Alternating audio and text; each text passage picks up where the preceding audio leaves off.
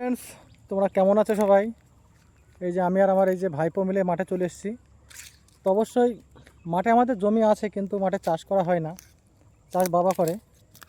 তো এখন চাষের জমিতে মানে ব্যবসা নিয়ে তো মাঠে আসাই হয় না এবং মাঠে ঘোরাও হয় না। তো যখনই সময় পাই, একটু মন চায় যে মাঠে আসবো, তখনই আসি। তো তোমাদেরকে দেখলাম যে একবার শেয়ার করে দেখাই। যখন আমার বয়স যখন 15 বছর 16 বছর বয়স ছিল, যখন আমি 8 ক্লাস পড়াশোনা ছেড়ে দিই, তারপরে মাঠে বহুত কাজ করেছি। তো এখন তোমাদেরকে একটা চাষ দেখাবো। দেখতে পাচ্ছ যে পাটের চাষ। এই যে পাট গাছগুলো এখন ছোট আছে অবশ্য। তো এই পাট চাষে এত পরিমাণে পরিশ্রম করতে হয়। যখন আমরা জনে যেতাম, চাকদায় জনে গেছি আমি। তো চাকদায় যখন বড় বড় পাট হয়েছিল, তখন পাট নিতে যেতাম স্টেশন থেকে 5 কিলোমিটার দূরে, হেঁটে হেঁটে যেতে হতো। তো সেসব দিনগুলো যখন মনে পড়ে যায়, তখন ভাবি যে একটা চাষির কত কষ্টে তারপরে তার ফসলটা তার ঘরে যায়।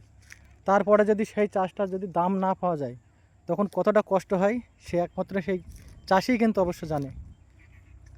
তো অবশ্যই চাষি ভাইদের জন্য অবশ্যই কিন্তু লাইক করবে, কমেন্ট করবে এবং আমার ভিডিওটাকে শেয়ার করবে, এবং আমার চ্যানেল নতুন হয়ে থাকলে অবশ্যই সাবস্ক্রাইব করবে।